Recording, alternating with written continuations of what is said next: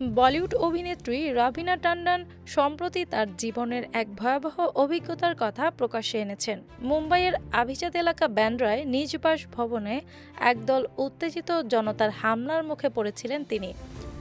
দীর্ঘদিন পর একটি সাক্ষাৎকারে সেই ঘটনার বিস্তারিত তুলে ধরেন এই অভিনেত্রী। রাভিনা জানান, 2024 সালের জুন মাসে ঘটে যাওয়া ওই ঘটনায় তার বাড়ির সামনে হঠাৎ করেই প্রায় 30 জন লোক জড়ো হয়। তারা বাড়ি ঘেরাও করে চিৎকার চেঁচামেচি শুরু করে এবং পরিস্থিতি ধীরে ধীরে সহিংস রূপ নেয়। অভিনেত্রীর অভিযোগ, পুরো ঘটনাটি ছিল পরিকল্পিত এবং মূল উদ্দেশ্য ছিল ভয়ভীতি দেখিয়ে তার কাছ থেকে মোটা অঙ্কের অর্থ আদায় করা। ঘটনার সূত্রপাত হয়েছিল এক নারীকে গাড়ি দিয়ে ধাক্কা দেওয়ার অভিযোগকে কেন্দ্র করে। অভিযোগকারীরা দাবি করেছিলেন রাভিনার গাড়ি ওই নারীকে আঘাত করেছে। তবে পরে পুলিশের তদন্ত ও সিসিটিভি ফুটেজে দেখা যায় গাড়িটি কাউকে স্পর্শই করেনি। ফলে অভিযোগটি সম্পূর্ণ মিথ্যা ও উদ্দেশ্যপ্রণোদিত বলে প্রমাণিত হয়। অভিনেত্রী জানান, ঘটনার সময় তিনি বাড়ি থেকে বের হতেই উত্তেজিত জনতা তাকে ঘিরে ধরে। একই সঙ্গে তার গাড়ি চালককে মারধরও করা হয়। পরিস্থিতি সামাল দিতে তিনি দ্রুত চালককে টেনে বাড়ির ভেতরে নিয়ে যান।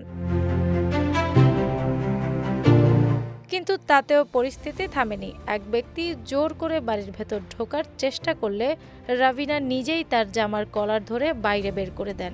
সে সময় তার স্বামী অনিল থাডানি বাসায় ছিলেন না, তিনি অফিসে ছিলেন বলে জানান অভিনেত্রী। বাড়িতে শুধু সন্তানরা উপস্থিত ছিল, ফলে পরিবারের নিরাপত্তা নিয়ে তিনি চরম উদ্বেগে পড়ে যান।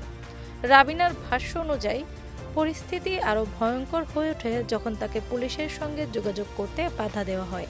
অভিযোগ, উত্তেজিত জনতার কয়েকজন তার মোবাইল ফোন পর্যন্ত কেড়ে নিয়েছিল, যাতে তিনি কাউকে খবর দিতে না পারেন। ব্যান্ড্রার মতো অভিজাত এলাকায় এমন ঘটনা ঘটায় নিরাপত্তা ব্যবস্থা নিয়েও প্রশ্ন উঠেছিল। পুরো ঘটনার পর মুম্বাই পুলিশ এলাকার সিসিটিভি ফুটেজ পরীক্ষা করে নিশ্চিত করে রাভিনা ট্যান্ডন বা তার গাড়ি চালকের বিরুদ্ধে আনা অভিযোগের কোনো সত্যতা পাওয়া যায়নি।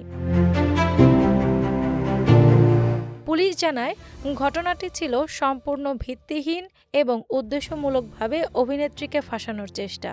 ভয়াবহ সেই ঘটনার স্মৃতি এখনও ভুলতে পারেননি রাভিনা। তবে সংকটময় মুহূর্তে নিজের সাহস ও উপস্থিত বুদ্ধি দিয়ে পরিবারকে রক্ষা করতে পেরেছিলেন বলেও জানান এই অভিনেত্রী।